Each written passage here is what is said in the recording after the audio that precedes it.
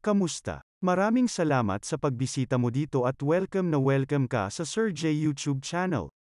Kung bago ka lang dito sa YouTube channel ko, e-click mo na ang subscribe button at ang bell icon, para makatanggap ng notification ng mga bago kong tutorial video. For today's tutorial video, ituturo ko sa inyo kung paano mag-format ng text o data sa Microsoft Excel.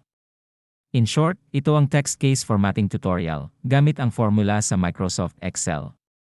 Sa MS Excel or sa mga data na ginagawa natin, mayroon tayong tinatawag na lowercase, upper, at proper case. Mamaya ipapakita ko sa inyo ang definition ng lowercase, uppercase, at proper case. Marami na ring nagre-request ng tutorial na ito.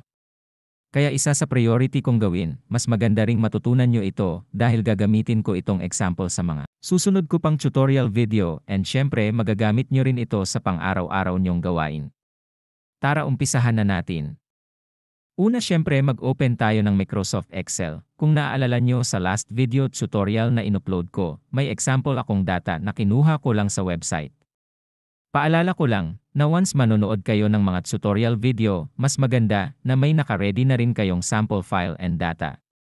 Edit ko lang ng kaunti itong data ko, guguluhin ko yung ibang names and yung iba naman ay gagawin lang nating small o maliliit na text. Tapos mag-add tayo ng 3 columns at lagyan natin ng header name. Isang lowercase, next ay uppercase, and last but not the least is the proper case. Sana ay nasundan nyo ako, pwede nyong apause ang video kung hindi kayo nakasunod.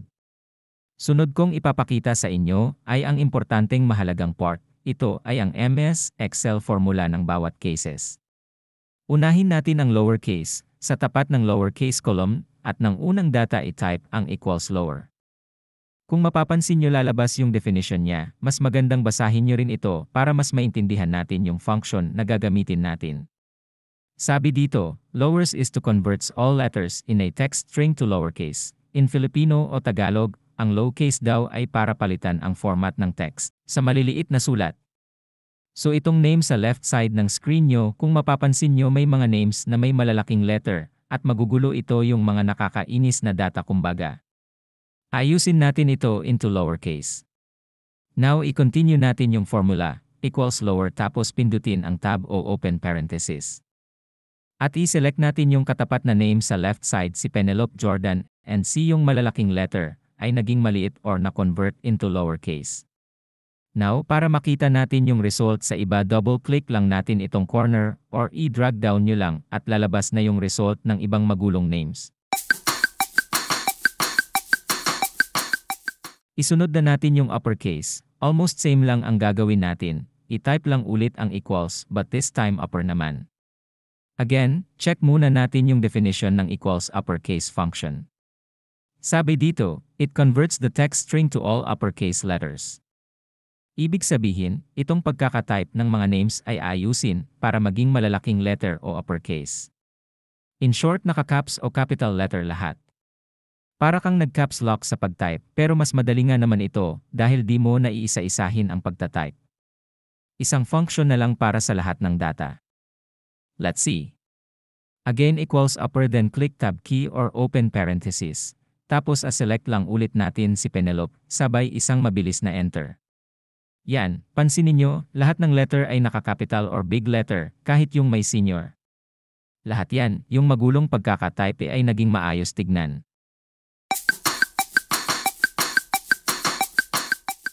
Ang next naman natin ang huli pero mas madalas gamitin, ito ang proper case.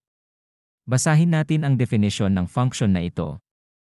Sabi dito ang proper function daw ay it convert a text string into proper case.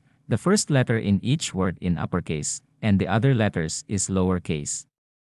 Madalas gamitin ito sa address, title, at iba pa. Subukan na natin ang proper case function. Same pa rin. Una ay equals then proper click and tab o maglagay ng open parenthesis then i-click lang ulit natin yung target cell or si Penelope Jordan. Once ok ang result double click lang sa corner o drag down. I-review ulit natin yung result, pansinin nyo naging proper typing na lahat, wala nang magulo at ibang pagkakaayos ng pangalan, kahit yung may suffix ay naging proper case din. Yung mga naka-capital letters at small letters, lahat yan naging proper case din. So para masatisfied ko naman kayo sa tutorial na to, magbibigay din ako ng example, pero this time hindi na pangalan ang gagamitin natin. Balik tayo sa sample data ko, dito sa job title. I-tier Y natin yung lowercase, uppercase at propercase. As you see, napakadali na lang natin ayusin ang mga data na kinainis natin noon, dahil magulo, at hindi pare-parehas ang pagkakatype. Hindi na kayo magta-type ng paisa-isa na ubos oras, isang function lang at maayos na ang data nyo. So dun na po nagtatapos ang tutorial video na ito, naway may natutunan kayo and sana ay nakatulong sa inyo ito. Praktisin nyo lang din sa mga computer o laptop nyo. Pwede rin ito gamitin sa Google Sheet. Kung may katanungan kayo i-comment lang sa comment section. At kung nagustuhan nyo ang video na ito, isang like naman dyan, mag-subscribe na rin at i-turn on muna ang notification bell para maging updated ka sa mga tutorial na i-upload ko. Maraming salamat!